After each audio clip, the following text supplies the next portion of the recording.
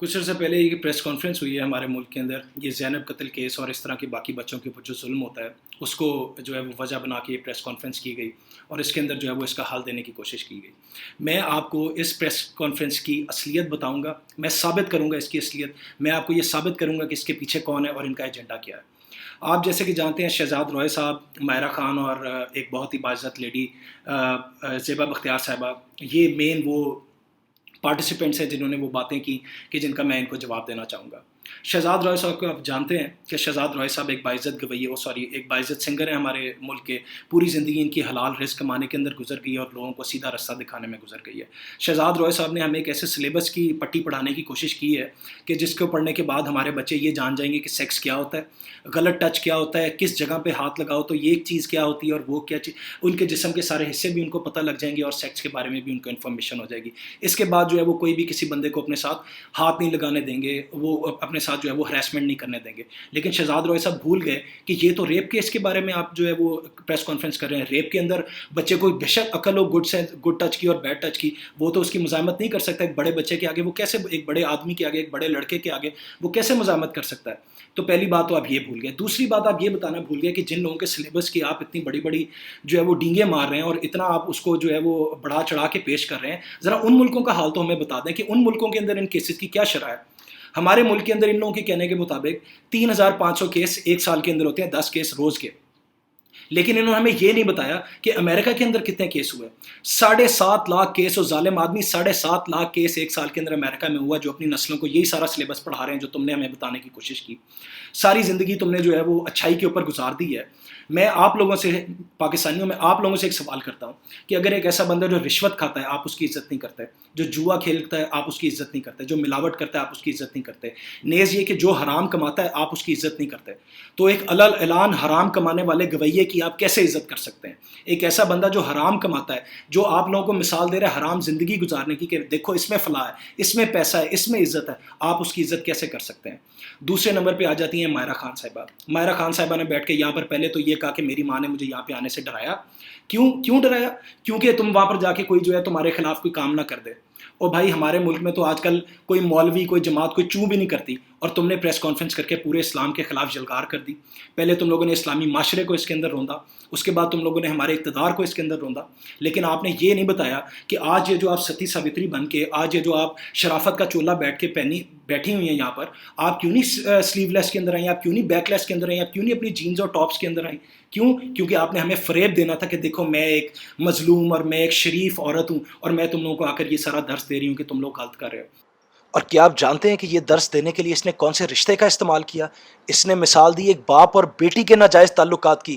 اور یہ بدبخت عورت، یہ بے شرم عورت، یہ جس کلچر سے تعلق رکھتی ہے وہاں پر تو یہ سب کچھ ہوتا ہوگا، اس کے اپنے ساتھ تو یہ سب کچھ ہوا ہوگا، لیکن خدا کے لیے ہمارے گھروں اور ہمارے ذہنوں کے اندر یہ زہر اتارنے کی کوشش نہ کرو۔ یہ لوگ اپنی اس گھنونی سازش کے اندر ہم لوگوں کو ملوث کرنے کی کوشش کر رہے ہیں۔ سب سے پہلا ثبوت تو ان کے وہ نمبرز ہیں جو میں نے آپ کو دے دے، 7.5 لاکھ کیس۔ یہ ہماری جنت کو دوزخ بنانا چاہتے ہیں۔ کون سا ایسا ملک ہے جہاں پر یہ سارا کچھ نہیں ہوتا ہوگا؟ کروڑوں لوگ یہاں پر رہتے ہیں، کیا یہاں پر معاشرے کے اندر برائی نہیں ہوگی؟ لیکن جس معاشرے کے اندر 7.5 لاکھ کیسز ہوتے ہیں، اس معاشرے کی ایگزامپلز یہ ہمیں دے رہے ہیں اور اس کا سلیبس یہ ہمیں دینے کی کوشش کریں۔ یہ نہیں بتا رہے کہ اپنے بچے کو دین کی تعلیم دو۔ دین کی تعلیم دینے، میں ان لوگوں کی بات نہیں کر رہا جو صرف حافظ قرآن بن جاتے ہیں قرآن کا رٹا مار کے۔ میں ان لوگوں کی بات کر رہا ہوں جن کے دل کے اندر دین اترتا ہے، جو اس کو سمجھتے ہیں، جن کی حلق تک صرف دین نہیں رہتا، جن کا قرآن حلق سے نیچے بھی اترتا ہے۔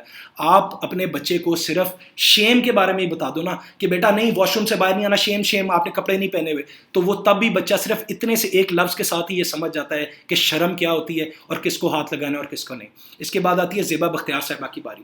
زیبا بختیار صاحبہ یہ سوال کری ہیں کہ کیا یہ اسلام ہے؟ نہیں بی بی، وہ اسلام ہے جو آپ کرتی ہیں، ناچنا، گانا، لوگوں کی باہوں میں باہیں ڈالنا اور اس کے عوض پیسے لینا، یہ اسلام ہے۔ ایک ناچنے والی عورت جس کو ہم طوائف کہتے ہیں، طوائف ایک گالی والا لفظ ہے جو ہم استعمال کرتے ہیں۔ کیوں ہم اس کو گالی دیتے ہیں؟ کیونکہ وہ پیسے لے کے لوگوں کے آگے ناچتی ہیں۔ اور یہ عورتیں، یہ نہ صرف ناچتی ہیں، یہ ان کی باہوں میں باہیں بھی ڈالتی ہیں۔ ان کو جس کے ساتھ ڈانس کرنے کا کہا جائے پیسے لے کے یہ ڈانس کرتی ہیں، سب صرف کیونکہ یہ ٹی وی کے آگے ہیں تو آپ ان کو باعزت سمجھتے ہیں کیونکہ یہ مشہور ہیں۔ مشہور ہونا باعزت ہونا نہیں ہے. اچھی طرح سے جانتے ہیں کہ ہوس کیا ہوتی ہے. کسی بھی چیز کو جائز ناجائز طریقے سے حاصل کرنے کی خواہش جو ہے وہ ہوس کہلاتی ہے. جب یہ عورتیں ٹی وی کے اوپر آ کے اوریا سینز اور عجیب و غریب قسم کے کپڑے پہن کے اپنے جسم دکھاتی ہیں اور یہ حرکتیں کرتی ہیں, تو کیا یہ ہمارے معاشرے کے جوان لوگوں کو, لڑکوں کو ہوس کا شکار نہیں کرتی؟ کیا یہی ہوس اس چیز کے ریزن نہیں بنتی کہ وہ کسی بھی بچے کے اوپر اپنی یہ ہوس مٹانے کو جو ہے وہ تیار ہو جاتے ہیں, اور وہ یہ نہیں سوچتے کہ ہم کیا کریں اور کیا نہیں؟ یہ وہ ریزن ہے جو اس معاشرے کے اندر ہوس اور یہ بے راہ روی کا سبب بن رہی ہیں, اور یہ ساری چیزوں کو ابھارنے کا یہ عورتیں وہ سبب ہیں, اور ان کے اعلی کار بننے والے وہ سارے ڈائریکٹرز, وہ سارے ایکٹرز, اور یہ سارا یہ گند کی بھری ہوئی اس دنیا جس کے اندر یہ لوگوں کو دکھاتے ہیں کہ دیکھو یہ فینٹیسی ہے, اور یہ فینٹیسی سے ہمیں اس ہوس کا شکار کرتے ہیں. یہ ہے وہ ریزن جس کی وجہ سے اس معاشرے کے اندر یہ سارے مسئلے پیدا ہو رہے ہیں.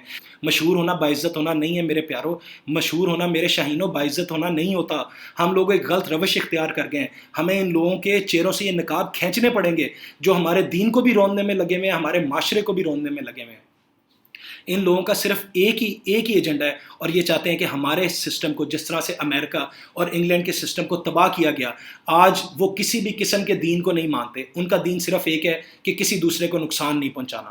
ان کا دین صرف, وہ نہ نماز جانتے ہیں, نہ وہ عبادت جانتے ہیں, وہ کوئی چیز نہیں جانتے. ان کا دین سرے سے ہی موجود نہیں ہے. یہ چاہتے ہیں کہ ہمارے ساتھ بھی وہی سارا کچھ ہو, ہم بھی اسی روش کو اختیار کریں, ہم بھی آج اپنے مولویوں کو گالیاں دینی شروع کر دیں, ہم بھی نعوذ باللہ اپنے پیغمبروں کو اپنی فلموں میں گالیاں نکالیں, اپنے رب کو اپنی فلموں میں. تم لوگ یہ تو دیکھو کہ ان لوگوں کا انجام کیا ہوا ہے, وہ کھڑے کہاں پر ہیں؟ ماں سوائے پیسے کے ان کے پاس کیا ہے؟ نہ ان کے پاس عزت بچی ہے, نہ ان کے پاس دین بچا ہے, ان کے پاس بچا کیا ہے؟ اور یہ ان کے ایجنڈے کے اوپر کام کر کے ہماری نسلوں کو تباہ کرنا چاہ رہے ہیں, یہ ہمارے معاشرے کو تباہ کرنا چاہ رہے ہیں. یہ لوگ ایک پیڈ ایجنڈا پر ہیں, اور میں آپ لوگوں کو تنبیہ کرتا ہوں کہ آپ ان لوگوں سے بچ جائیں. ایک مشہور آدمی ایک باعزت آدمی نہیں ہوتا. خدا کے لیے میرے شاہینوں, تم لوگ یہ پہچانو کہ کون تمہارا اپنا ہے اور کون پر آیا ہے, اور ایسے لوگوں سے آئندہ کے لیے بھی بچ جاؤ, اور اپنے باقی جن لوگوں نے یہ نہیں سنی ہے ان لوگوں کو بھی بچاؤ.